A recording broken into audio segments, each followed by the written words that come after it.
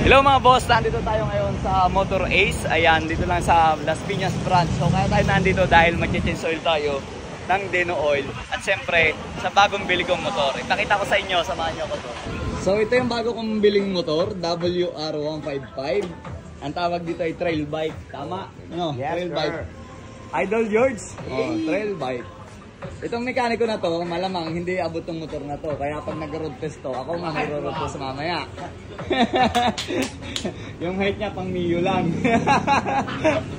Oh, Pandio, ano? Sabi ko pang Mio, sabi mo Pandio. Pandio. Out siya, out. So ito, kakakuha ko lang to kay Marky Rider. Si Marky Rider, ang may-ari nito ay yung kasama ko lagi sa ride. So hindi na niya ginagamit yung trail bike niya. Kaya ang ginawa ko sa kanya ay hinulugan ko buwan-buwan, 1 year to pay. Si Marky Rider nga pala ay may-ari yun ng Skintopia, yung sabon. Yan. So andito tayo ngayon sa Motor Ace. Change oil natin. Ang gagamitin natin, siyempre nasa na. Tama naman yung mga mekaniko talaga si George. So automatic hawak agad yung Deno Oil kung ginagamit. So ito gagamitin natin, full synthetic kasi dadalhin natin to sa Bicol. Kapang bundok natin to. Ayan. Bagong luma. Ayan yung gagamitin natin. Oh. Pambundok to. Para pagpunta ko sa farm, si George na ang bahala dito. Dahil nga hindi nagagamit. Ito, start natin. Ayan.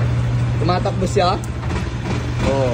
Pero naka-check engine pa rin. Kaya si George na ang bahala rito. Nabahala dyan.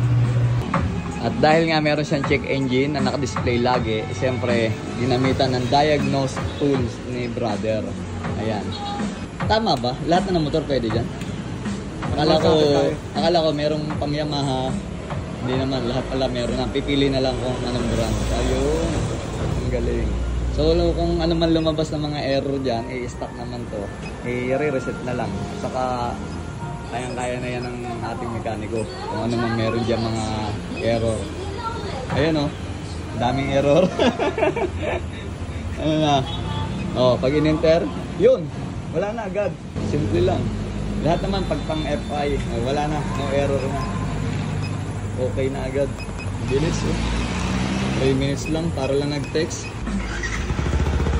Ayun. Okay yung RPM. Sakto. 1.6.7. So yung ikaw laro ng 1615. 15 mga RPM, ano? Pero mamaya, titignan ko yan. Baka pwedeng adjust pa. Kasi usually dapat ang RPM nasa 1550, 1650 na. Ayun. Nagre-rate lang siya ganun. Papalitan na din natin ng oil filter. Anong same size niyan? Sniper. Sniper talaga, ano? Alam ko nga, makina ng sniper to eh.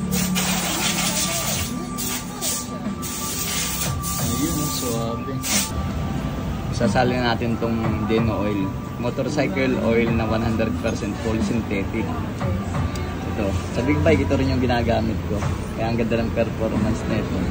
Mga racer, ito din. Itong Deno Oil, alam mo kung ano, nag-sponsor ng karera to eh. Halimbawa, Deno Oil category, underbone, o kaya sniper. Ibig sabihin, maganda talaga yan. Hindi sila mag-sponsor kung mapapaya sila. Tama. Diba? Exactly. Ayun, no? 900 ang sasali natin.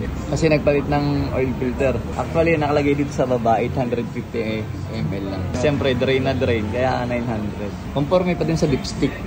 Yeah. Ano ang pagsukat niyan? Naka-side stand o Nakatayo. nakatayo? Yeah. Tatayo mo ng konti.